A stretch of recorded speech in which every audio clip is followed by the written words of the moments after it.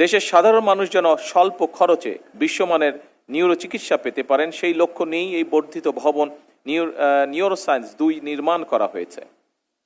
আধুনিক চিকিৎসা প্রযুক্তি, অতিরিক্ত বেড এবং দক্ষ জনবলের সমন্বয়ে গড়ে তোলা এই ব্যবস্থা দেশের হাজারো রোগীর জন্য নিঃসন্দেহে আশার আলো বয়ে আনবে।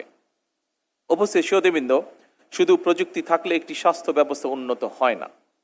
এর সঙ্গে মানসিকতা অত্যন্ত গুরুত্বপূর্ণ, কারণ প্রযুক্তি রোগ শনাক্ত করতে পারে, কিন্তু রোগীর ভয়, উদ্বেগ এবং মানসিক কষ্ট বুঝে তাকে আশ্বস্ত করার ক্ষেত্রে চিকিৎসকদের মানবিক আচরণের বিকল্প নেই।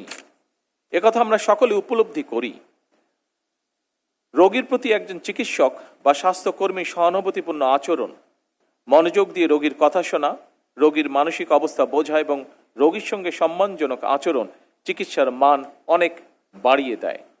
তবে একই সঙ্গে আমাদের এটিকে অবশ্যই মনে রাখতে হবে, চিকিৎসা সেবা এবং চিকিৎসা পরিবেশ নির্ভীক করতে সকল দায় দায়িত্ব চিকিৎসকের একক নয়, বরং আমি মনে করি চিকিৎসক, রোগী এবং রোগীর উদ্বিগ্ন স্বজন, এই 3টি পক্ষের মধ্যে পারস্পরিক আস্থা, সম্মান এবং সহানুভূতির সম্পর্ক বজায় থাকা অত্যন্ত জরুরি।